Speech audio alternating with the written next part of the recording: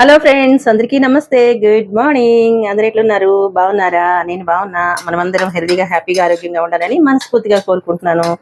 ఈ రోజు అయితే ఏకాదశి అండి, ఆదివారం ఏకాదశి. ఈ వీడియో రేపు వస్తుంది కదా, ముందు రోజే మనం వంటలన్నీ చేస్తాము, తర్వాత రోజు వీడియో వస్తుంది అనమాట. సో ఎందుకంటే మన వీడియోస్ అన్ని 9:15కే వస్తాయి కదండి, అందుకని ఇది ముందు రోజు చేసింది మర్నాడు వీడియో మీకు పెడుతూ ఉంటాను, అప్లోడ్ చేస్తూ ఉంటాను. సో ఇంతకీ ఇది ఏం చేస్తున్నాను అంటే, ఇది వంకాయ కూర అండి. ఇదిగోండి, వంకాయ కాల్చి స్టవ్ మీద కాల్చుకోవాలి. మీ అందరికీ తెలుసు వంకాయ ఎలా కాల్చుకోవాలనేది తెలుసు.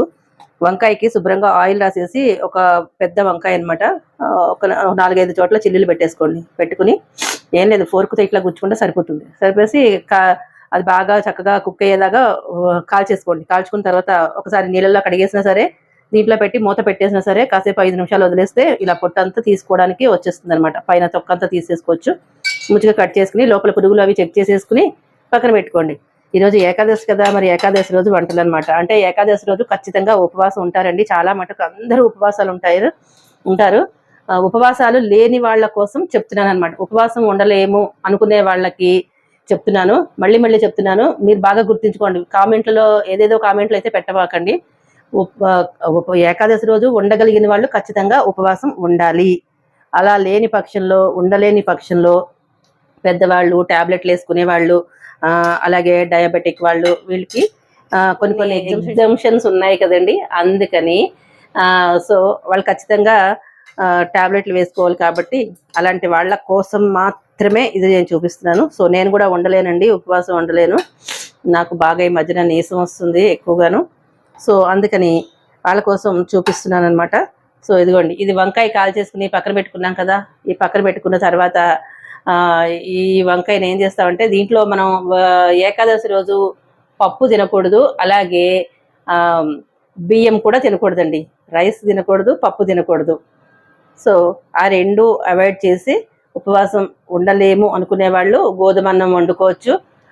గోధుమ అన్నం వండుకుని తినచ్చు. దాంట్లోకి అన్ని కూరలు ఇలా చేసుకోవచ్చు అనమాట. నేను కాల్చిన వంకాయ తోటి ఇలా కూర చేసేస్తున్నానండి. దీంట్లో పోపు ఏం వేసాను అంటే కనుక, కొంచెం అంటే ఒక 1/2 స్పూన్ ఆయిలే వేసానండి. ఆయిల్ వేసి కొంచెం ఆవాలు వేసాను. ఆవాలు, జీలకర్ర, అంతే. ఈ రెండే. మినపప్పు, శనగపప్పు లాంటివి ఏం పోపు పెట్టకూడదు. అవన్నీ ఏం పెట్టలేదు నేను. కొంతమంది ఆవాలు కూడా వేసుకోరు, ఆ పోపు కూడా వేసుకోరు అనమాట. అలా ఇంకా బాగా నియమంగా చేసేవాళ్ళు ఆ పోపులు అవి ఏం తినరు అసలు. అంటే ఉపవాసం ఉన్న వాళ్ళు ఇట్లాంటివి ఏం తినరండి. ఉప్పు, మజ్జిగ అట్లాంటివి ఏమీ తినకూడదు అనమాట. అన్నం తినకూడదు కదా. ఈ రోజు ఏకాదశి అంతా ఉపవాసం ఉండి, ద్వాదశి ఉండగానే పొద్దున్నే పాలన చేసేస్తారు. ఉండలేని వాళ్ళ కోసమే చెప్తున్నాను నేను ఇదంతాను. వాళ్ళు కొంచెం ఆవాలు, జీలకర్ర, కొంచెం ఆయిల్లో పోపు వేసేసుకుని, కొంచెం కరివేపాకు, కొత్తిమీర, పచ్చిమిరపకాయలు ఇవన్నీ కూడా పోపులో వేసేసుకుని మనం పుచ్చులు అది లేకుండా చూసుకున్న వంకాయని ముక్కల కింద కట్ చేసేసుకుని ఇందులో వేసేసుకోండి చక్కగా. కొంచెం కారం, పొడి కారం, కారానికి మీ రుచికి తగ్గట్టుగా చూసుకుని ఇలా పొడి కారం వేసేసుకుని ఒక 2 నిమిషాలు ఇలా మగ్గనిచ్చేసేయండి చక్కగాను. దీంట్లో కూర నల్లబడిపోకుండా కొంచెం ఒక 2 స్పూన్లు పాలు వేసుకోండి. వద్దు అనుకున్న వాళ్ళు అది స్కిప్ చేసేసేయండి, సరేనా? ఇదనమాట ఈ వంకాయ కూర. ఇలా చేస్తున్నానా. తర్వాత సుత్తి సోది అనుకునే వాళ్ళు ప్లీజ్ చూడకండి. ఎందుకంటే నేను చేసుకున్నదే మీకు చూపిస్తాను. మరి నేను వేరే ఏం చూపించలేను కదా. నేను నా ఇంట్లో విషయాల గురించి నేనేం చెప్పలేను, కాబట్టి వంట గురించే చెప్పగలుగుతాను. నేనేం చేస్తానో, ఎలా చేసుకుంటానో అదే చూపిస్తాను. నచ్చిన వాళ్ళు చూడండి, నచ్చిన వాళ్ళు మాత్రం స్కిప్ చేసేసుకోండి, సరేనా? అయితే ఇదిగోండి, ఇది ఒక పచ్చడి చేశాను. ఇదేం పచ్చడి అనుకుంటున్నారు? ఆవకాయ అండి, కొత్త రకం ఆవకాయ. ఇప్పటికీ ఎవరు చూపించి ఉంటారు బహుశా. సో ఇది ఏం ఆవకాయ అంటే, ఇదిగోండి చూపిస్తా, చూసారా? ఈ కీరా దోసకాయ తోటి ఆవకాయ పెట్టానండి.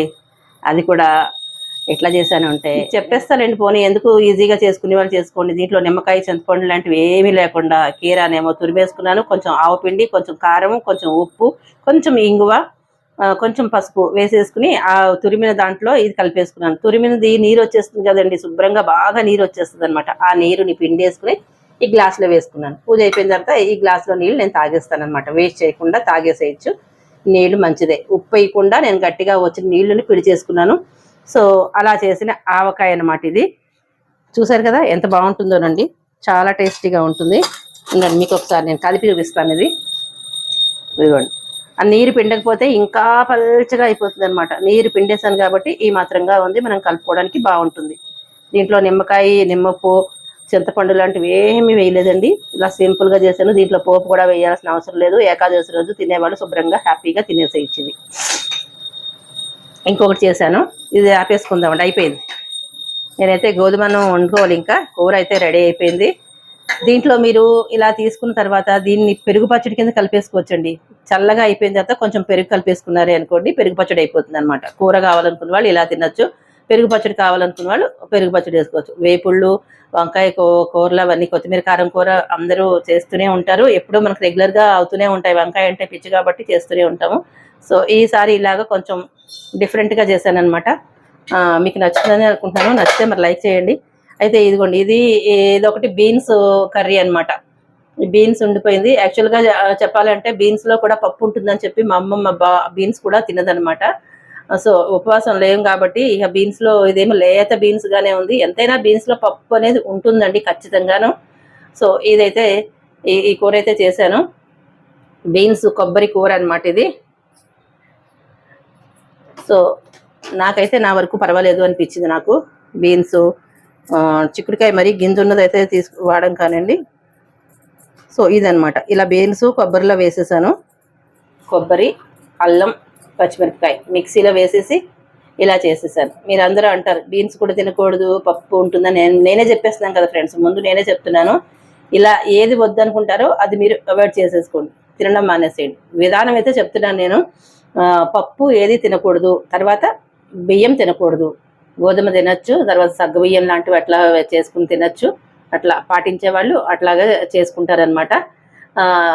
వద్దు అనుకున్న వాళ్ళు మీ ఇష్టం, మీకు ఏదైనా చేసేసుకోండి, మీకు నచ్చింది చేసుకోండి. ఓకేనా? ఇది విషయం.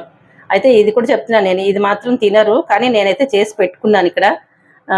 ఇది ఖచ్చితంగా తినచ్చు. ఆ పచ్చడి కూడా తినేసేయచ్చు అనమాట గోధుమలోను. ఇది విషయం అండి.